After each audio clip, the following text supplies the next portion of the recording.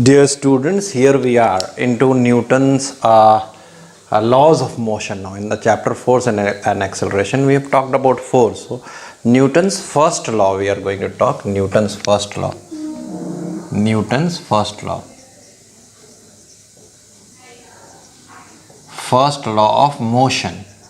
First law of motion. So, what does it tell? That a body continues to be in the state of rest or in the state of motion unless and until an unbalanced force does not act on it. जैसे इसको मैं बचपन में मैं ऐसे सोचता था कि एक बच्चा तब तक मैदान में खेलते रहता है जब तक घर से मम्मी पापा से ना बुला ले.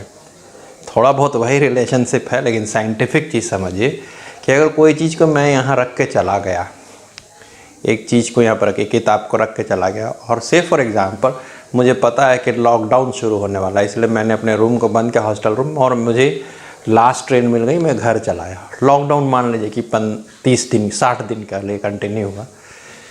मेरे पास ताला चाबी है मेरे रूम का. मैं वापस आके देखता हूँ तो जो बुक मैं रख के गया था टेबल पर वो वहाँ नहीं है, वो दूसरे जगह है. इसका मतलब पक्का कोई आया था. An external force has acted so that the body has change it's state of rest. तो इसका मतलब what does Newton says that actually first law tells about inertia. Inertia is a property of a body to stay as it is. If it is in rest, it is in the state of rest.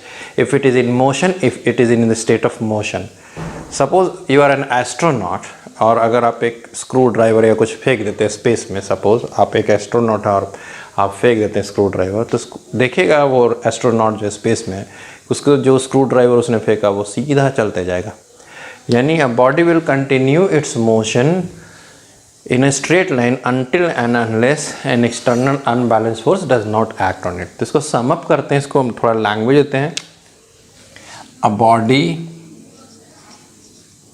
continues to be in the state of rest or in the state of motion,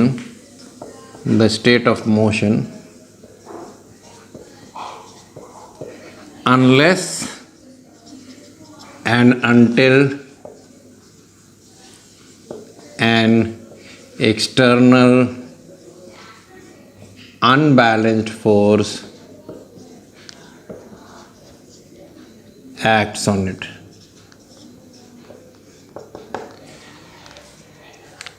That means there is a property. If a body is at rest, it will be at rest. If a body is in motion, it stays in motion. Till when? Till an external force does not act on it. That means we can get a definition of force here. Force is something which changes the inertia of rest or inertia of motion of a body. It brings in change in the inertia. So that is what is force. So we get the qualitative definition of force also over here.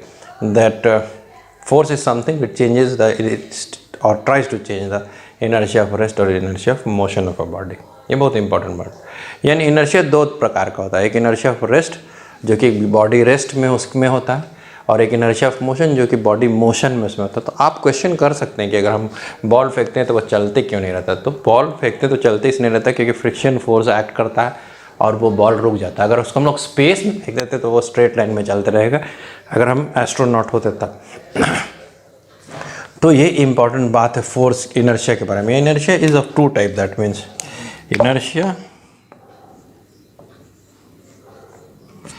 inertia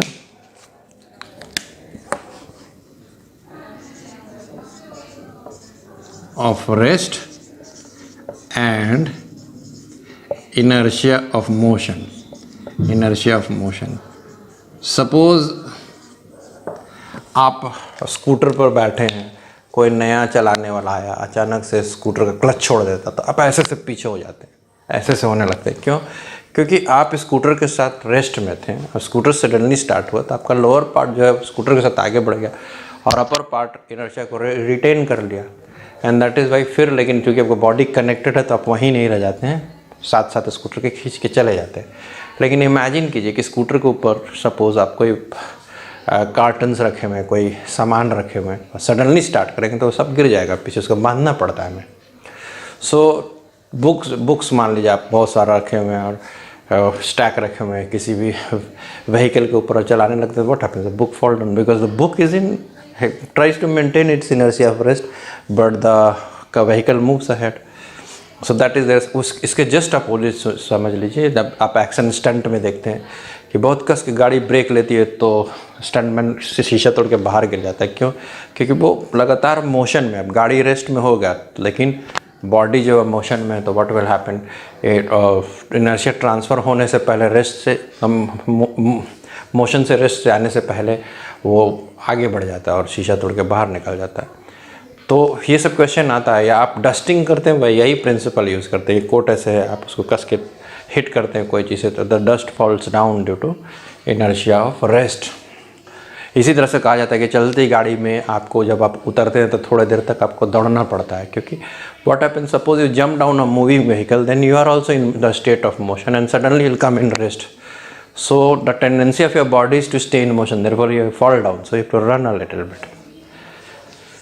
Same thing while boarding a bus, you should run a little bit with the bus and then you can jump and board the bus. In case you are in urgent need to do so, don't do this. Alright, thank you.